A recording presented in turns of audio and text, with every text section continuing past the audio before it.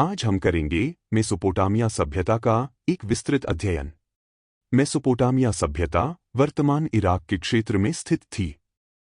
इसमें टिग्रिस और यूफ्रेट्स नदियों के बीच कई महत्वपूर्ण संस्कृतियां शामिल थीं, जैसे सुमेरियन, अक्कादियन, बेबीलोनियन और असीरियन। मेसोपोटामिया, जिसका अर्थ है नदियों के बीच की भूमि, यह टिग्रिस और यूफ्रेट्स नदियों के बीच स्थित थी। यह वर्तमान इराक, कुवैत, सीरिया और तुर्की के कुछ हिस्सों को कवर करती थी। इस क्षेत्र की जलवायु गर्म और शुष्क थी और नदियों से होने वाली मौसमी बाढ़ यहाँ की भूमि को उपजाऊ बना देती थी, जिससे कृषि के लिए यह आदर्श बन गया था। हालांकि बाढ़ की अप्रत्याशितता के कारण सिंचाई प्रणालियों का विकास आवश्यक हो गया। उपजाऊ भूमि पर जौ, गेहूं, खजूर और सन जैसी फसलों की खेती की जाती थी। सिंचाई नहरों के निर्माण से बड़े पैमाने पर खेती संभव हुई और शहरों का विकास हुआ। प्रारंभिक बस्तियां, जिनका निर्माण लगभग 6000 से 4000 ईसा पूर्व में हुआ। नदियों के किनारे पहले कृषि समुदायों का गठन हुआ, जिसने शहरीकरण और सामाजिक जटिलता की नींव रखी। सुमेरियन काल लगभग 3500 से 2334 ईसा पूर्व तक रहा।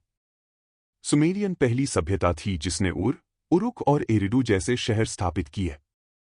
सुमेरियों ने क्यूनिफॉर्म लिपि का आविष्कार किया, जो लेखन की सबसे प्रारंभिक रूपों में से एक है, जिसका उपयोग लेखा-जोखा, साहित्य और कानूनी संहिताओं के लिए किया जाता था। सुमेरियों ने विशाल धार्मिक मंदिर, जिन्हें जिगुराट कहा जाता था, बनाए, जिन्हें देवताओं और मनुष्यों के बीच के सेतु के रूप में देखा जाता था। अक्कादियन साम्राज्य लगभग 2334 से 2154 ईसा पूर्व तक रहा। सार्गन ऑफ अक्काद के नेतृत्व में अक्कादियन साम्राज्य इतिहास का पहला ज्ञात साम्राज्य था। इसने मेसोपोटामिया के शहर और राज्यों को एक छत्र के नीचे एकीकृत किया। अक्कादियन भाषा ने प्रशासन और संस्कृति की प्रमुख भाषा के रूप में सुमेरियन की जगह ली। बेबीलोनियन काल लगभग 1894 से 1595 ईसा पूर्व तक रहा। राजा हम्मुराबी के अधीन बेबीलोन सांस्कृतिक और राजनीतिक केंद्र बन गया।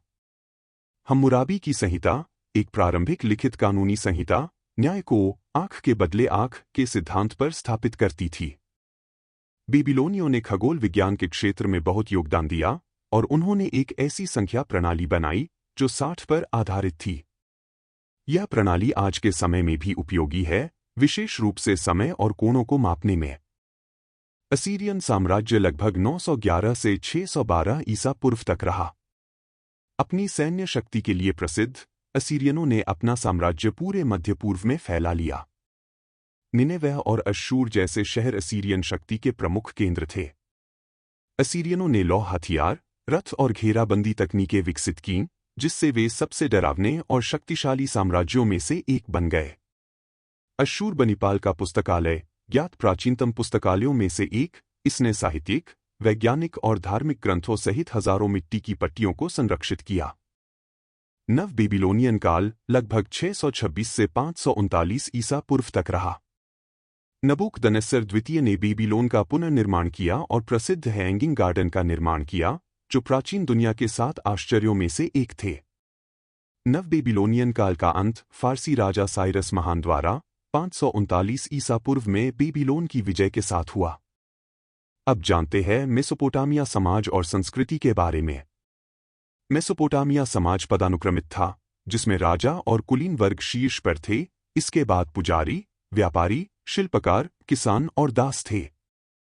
मेसोपोटामिया समाज में धर्म बहुदेववादी था, जिसमें देवता प्राकृतिक शक्तियों और जीवन के विभिन्न पहलुओं का प्रतिनिधित्व करते थे। प्रत्येक शहर का अपना संरक्षक देवता होता था, जैसे बेबीलोन का मार्दुक या उरुक की इन्ना। मेसोपोटामिया सभ्यता में क्यूनिफॉर्म लेखन का उपयोग प्रशासन, साहित्य और कानूनों के रिकॉर्डिंग के लिए किया जाता था। गिलगमेश का महाकाव्य ज्ञात सबसे पुराने साहित्यिक कार्यों में से एक है, जो वीरता, मित्रता और अमरता की खोज जैसे विषयों की पड़ताल करता है। मेसोपोटामिया सभ्यता ने लेखन प्रणाली, कानून और शासन, गणित और खगोल विज्ञान, सिंचाई और कृषि क्षेत्र में किए हुए आविष्कारों ने शहरी विकास को एक गति दिलाई, जिसका बाद की संस्कृतियों पर गहरा प्रभाव पड़ा। मेसोपोटामिया का पतन। समय के साथ मेसोपोटामिया को आक्रमणों, आंतरिक संघर्षों और पर्यावरणीय चुनौतियों का सामना करना पड़ा, जैसे कि अति सिंचाई से मिट्टी का लवणीकरण, जिसने कृषि उत्पादकता को कम कर दिया। फारसियों और बाद में सिकंदर महान के तहत यूनानियों जैसी नई शक्तियों के उदय ने मेसोपोटामिया की प्रभुत्व का अंत कर दिया। मेसोपोटामिया सभ्यता की यह विस्तृत दृष्टि यह दर्शाती है कि कैसे प्रारंभिक मानव प्रयासों ने भविष्य की सभ्यताओं के विकास में महत्वपूर्ण भूमिका निभाई।